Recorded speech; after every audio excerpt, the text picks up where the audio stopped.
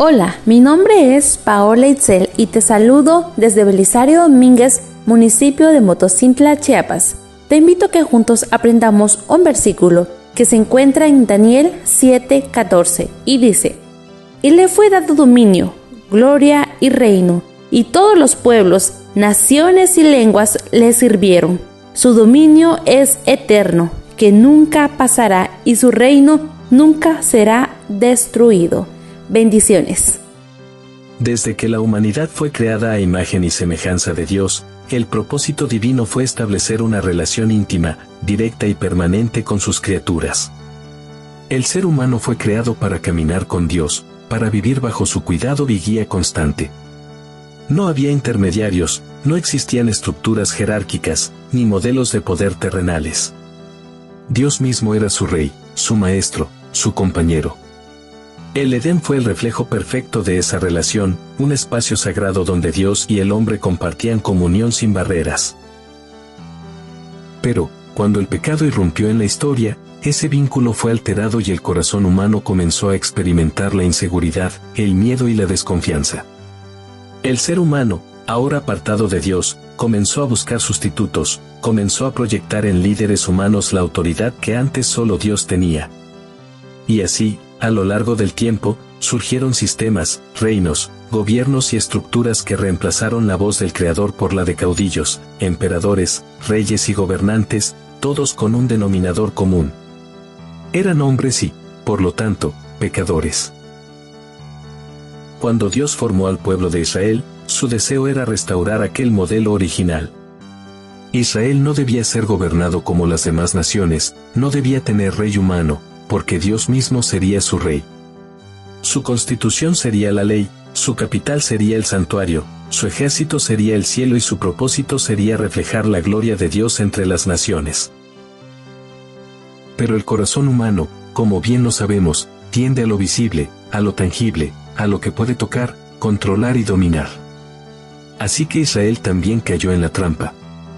Pidieron un rey como los demás pueblos, rechazaron el gobierno directo de Dios para abrazar la monarquía humana. Dios se lo advirtió con dolor, pero accedió a su pedido. Con el tiempo, ese modelo que tanto anhelaron se convirtió en una cadena. Reyes corruptos, guerras innecesarias, impuestos abusivos, idolatría institucionalizada y, finalmente, el exilio. La historia fue clara, pero no fue única, porque siglos después la Iglesia cristiana repetiría los mismos errores, con distintas caras, pero con idéntico espíritu. Por eso Jesús, en una escena profundamente significativa, advierte a sus discípulos de un peligro que no es externo, sino interno. El deseo de gobernar como los gentiles, el impulso de dominar, de controlar, de establecer jerarquías humanas donde debía haber humildad, servicio y entrega. Esta advertencia de Jesús, breve pero contundente, es el corazón del estudio de hoy. Bienvenidos, mi nombre es Augusto Palacios y esto es Estudiando la Lección.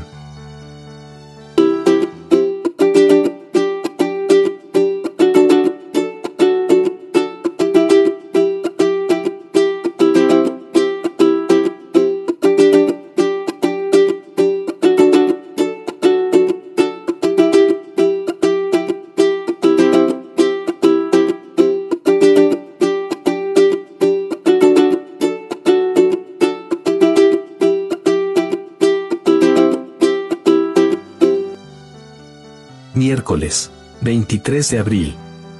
Los gobernantes de los gentiles. La advertencia de Jesús en Mateo, capítulo 20, revela una verdad profunda acerca de la naturaleza humana y los peligros del poder mal dirigido. Porque cuando Jesús dice que los gobernantes de las naciones se enseñorean de ellas y que entre los suyos no debe ser así, está señalando una diferencia radical entre el modelo del reino de Dios y el modelo del mundo. Porque, mientras los reyes humanos buscan consolidar su dominio, establecer autoridad y asegurarse privilegios, el reino de los cielos se basa en la humildad, el servicio y la disposición a colocarse en el último lugar. Y no es casualidad que Jesús diga estas palabras justo cuando algunos de sus discípulos discutían sobre quién sería el mayor en su reino. Esa conversación refleja una mentalidad profundamente arraigada en el corazón humano, la misma que llevó a Israel a pedir un rey como las demás naciones, porque tener un rey visible parecía brindar seguridad. Parecía ofrecer orden y poder. Y sin embargo, esa petición fue una declaración de desconfianza hacia Dios, porque lo que en realidad estaban diciendo era que preferían un modelo humano antes que depender de la dirección divina. Cuando pensamos en la historia de la Iglesia cristiana, después de la resurrección de Jesús, encontramos que durante los primeros siglos los creyentes vivieron bajo persecución, pero también en profunda dependencia de Dios. No había estructuras jerárquicas centralizadas, no existía un poder eclesiástico dominante, lo que había era comunidad, oración y una fe viva. Pero, cuando Constantino declaró el cristianismo como religión permitida y luego oficial del Imperio Romano, comenzó un proceso de institucionalización que, lejos de elevar la espiritualidad, la contaminó. Porque la Iglesia empezó a adoptar las formas del imperio, a tomar del mundo sus métodos, su estructura y su lógica. Y poco a poco, se perdió de vista el modelo de servicio y humildad enseñado por Cristo. El obispo de Roma se convirtió en una figura cada vez más influyente, hasta llegar a ser considerado el líder supremo de toda la cristiandad.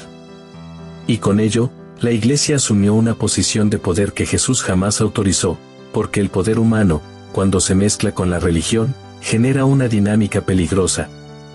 Una dinámica que termina por sofocar la voz del Espíritu y sustituir la palabra de Dios por la tradición de los hombres. Y así como Israel terminó sacrificando a sus hijos a los ídolos, la Iglesia terminó persiguiendo y matando a sus propios hermanos, en nombre de una fe que ya no era la de Cristo, sino la del sistema.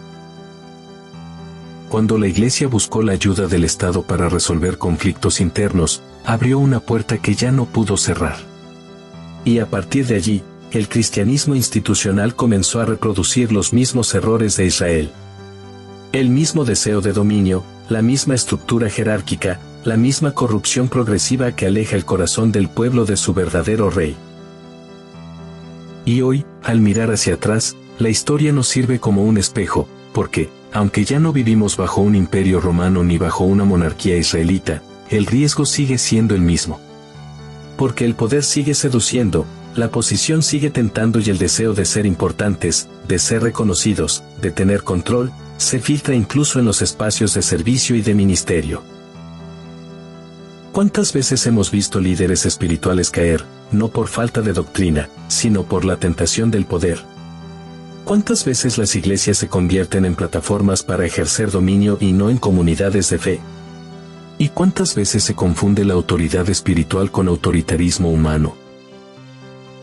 Por eso, las palabras de Jesús deben resonar con fuerza entre nosotros. El que quiera ser el mayor debe ser el servidor de todos, el que quiera ser líder debe hacerse esclavo de sus hermanos. Porque en el reino de los cielos, el liderazgo no se impone, se gana con amor, se ejerce con entrega y se vive con humildad. El modelo de Cristo sigue siendo válido, sigue siendo urgente y sigue siendo radicalmente distinto al del mundo. No se trata solo de evitar errores del pasado, se trata de vivir hoy con una conciencia clara de que el reino de Dios no es de este mundo, y por eso, no podemos copiar sus modelos, no podemos aspirar a sus formas, ni anhelar su poder. Porque si lo hacemos, dejamos de ser sal y luz y nos convertimos en otra institución más, una más entre tantas, en un mar de confusión política y religiosa. El llamado hoy es a volver al modelo original, a vivir como Cristo vivió, a servir como Él sirvió, a rechazar el deseo de dominio y abrazar la cruz. Porque allí, en la cruz, está el mayor acto de liderazgo de toda la historia. Un Dios que se hace siervo, un rey que muere por su pueblo, un creador que se entrega por amor. Ese es el modelo, ese es el estándar y ese es el camino que estamos llamados a seguir. Únete a nuestra comunidad en Facebook, Instagram, Threads y X, para reflexionar y compartir. Publicamos preguntas todos los días, de domingo a viernes, a las 12 del mediodía y 6 de la tarde. Tus ideas y comentarios hacen nuestro estudio aún más especial.